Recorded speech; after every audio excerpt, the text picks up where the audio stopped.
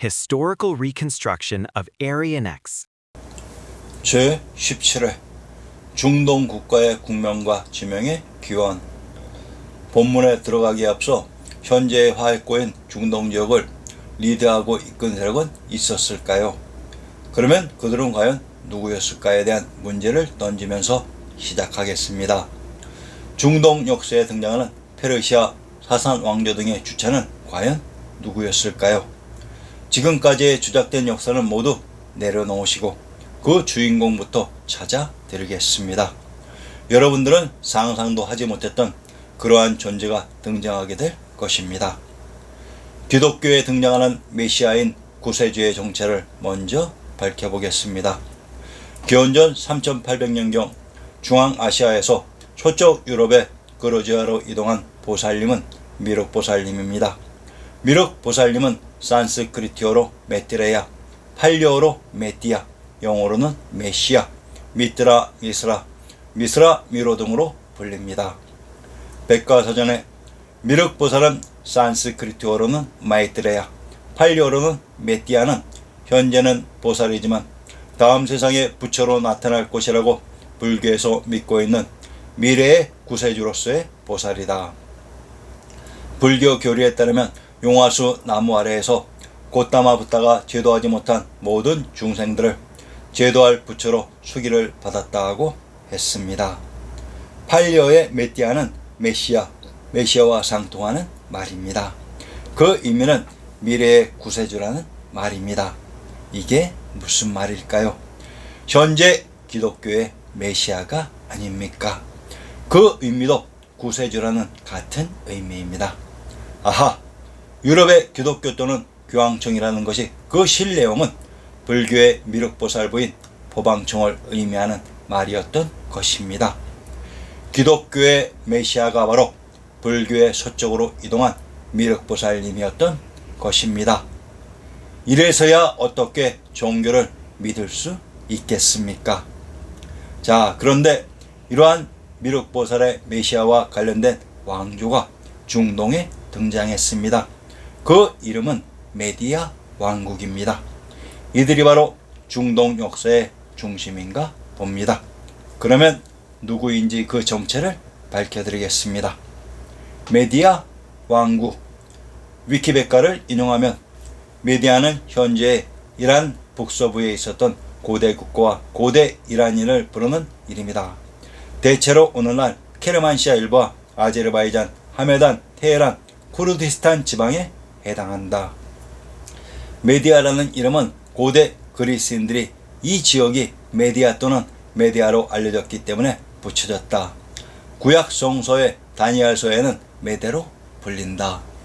아시리아가 멸망당한 후 기원전 11세기 전반 무렵 메디아족이 세웠다. 수도는 엑바타나인 지금의 하마단이었다. 그 기원과 민족에 대해서는 분명하지 않지만 이란 민족의 불이인 마다 또는 마타이족으로 우르미아 호수 남쪽에서 말을 사육한 유목민이다. 메디아는 현재의 이란 북서부에 있었던 고대 국가와 고대 이란인을 부르는 이름이라고 합니다. 또한 이들은 우르미아 호수 남쪽에서 말을 사육한 유목민이라고 하는군요. 그들이 과연 이란인일까요? 아니면 누구일까요?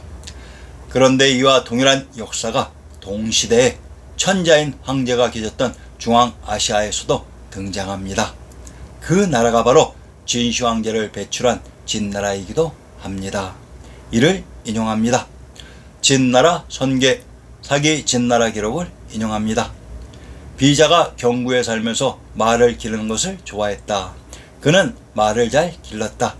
경구에 살던 사람들이 주 효왕에게 비자에 대한 말을 전하자 효왕이 불러 그에게 견수와 위수 사이의 땅에서 말을 기르도록 명했다. 말은 크게 번식하였다. 자, 상기에서 살펴볼 수 있듯이 기원전 11세기 동시대에 중동 메디아 왕국의 선교와 중앙아시아 진나라의 성기는 동일하게 말의 사육과 관련되어 있었습니다. 그러면 메디아 왕국의 기초가 이란에서 시작되었다는 것은 거짓으로 이들 메다 왕조가 기원이 된 이란이 바로 스키타이 아리안인 중앙아시아의 사람들이었던 것입니다. 그곳 중앙아시아에 있었던 역사가 중국사 25사라는 것을 후에 입증해 드리겠으니 참고 기다려 주시기 바랍니다. 현재 이란의 국명은 아리안에서 나왔다고 합니다. 그리고 현재의 이란을 마치 아리안이라고도 부릅니다. 이것이 바로 문제인 것입니다. 왜냐하면 이란의 수도 이름에서 이것이 모두 조작이라는 증거가 드러나기 때문입니다. 이란의 수도 이름이 테헤란입니다. 테는 땅의 의미이고 헤라는 그리스 로마에 나오는 헬라 히랍인 그리스라는 말입니다. 즉 이란이 바로 그루지아의 영역에 있었던 그리스의 슬라브였던 것입니다. 중앙아시아에 있었던 중심 세력을 스키타이 아리안이라고 부르는 것입니다. 이란의 수도 이름 테헤란이 그리스의 터라는 것을 처음 아셨을 것입니다. 중동에 있었던 메디아 왕국의 주인공이 바로 현재의 쿠르디스탄입니다. 쿠르디란 코리아의 땅이라는 의미하며 스탄 역시 땅이라는 의미입니다. 중동 역사에 등장하는 페르시아, 사산 등의 역사는 바로 이들 쿠르디스탄의 역사입니다. 자세한 내용은 추후에 모두 공개해 드리겠습니다. 제정일치시대 종교의 권위인 포방청이 있었던 곳이 그루지아이며 제정분리 이후 정치적인 세력이 위치한 곳이 바로 로마 제국의 분신인 아르메니아이고 중동을 통치한 주인공이 바로 쿠르디스탄이었습니다. 이 쿠르디스탄의 역사와 중국 역사, 진나라의 역사는 아주 동일하며 이후 중동 왕조와 중앙아시아의 중국 역사는 같은 흐름을 가지는 특징이 있습니다. 아프가니스탄의 지명 중 헤라트가 있습니다. 이 헤라트와 이란의 수도 테헤란은 같은 말이라는 것을 아시겠습니까? 헤라트의 헤라와 트를 바꾸면 바로 이란의 수도 테헤란이 되는 것입니다. 중동 지역에 있는 유명한 강이 티그리스와 유프라테스 강입니다. 이 강들의 이름이 모두 한국어라는 사실을 알고 계십니까? 티그리스란 그리스의 터, 땅이라는 말입니다. 즉 중동 지역이 그리스인 그루지아의 문화권이었다는 것을 현재의 지명들이 그대로 밝혀주고 있는 것입니다. 이라크의 수도는 바그다드입니다.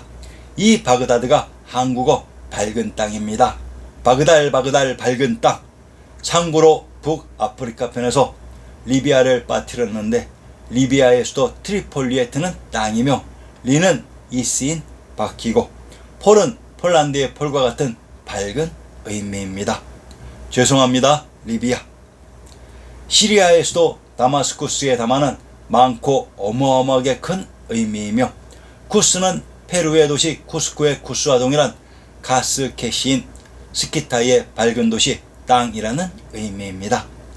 레바논이란 레는 아르메니아의 예레반의 예레이고 바는 밝음을 의미합니다.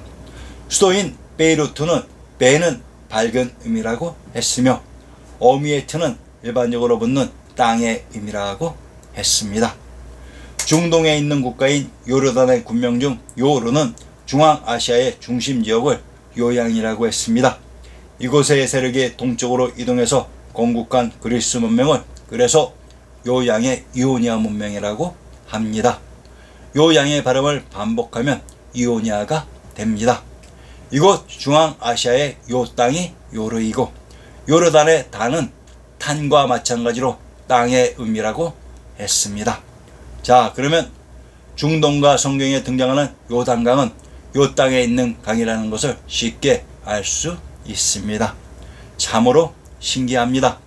한국어의 영향이 미치지 않는 곳이 없습니다. 개중에 설명 들으면서 빠뜨린 나라도 있을 수 있으니 참조 바랍니다. 혹시 빠뜨린 국가가 있으면 댓글로 추천 부탁드립니다.